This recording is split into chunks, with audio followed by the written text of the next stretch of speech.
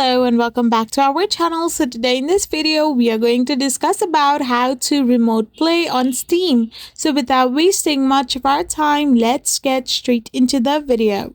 So to remote play on your stream, it is pretty much very easy. So if you want to remote play on your Steam, make sure your friend is logged in into the Steam account from a supported device.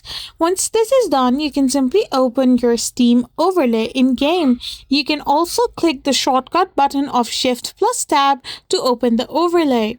Now from your friends list, right click your friend and select remote play together. Once you do this, after your friend has accepted your invite, they will be in game with you.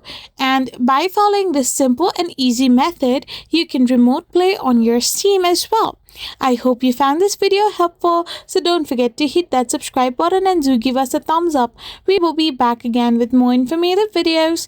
Thank you for watching and stay tuned for many interesting and updating videos like this. We will be back again really soon. Till then, goodbye.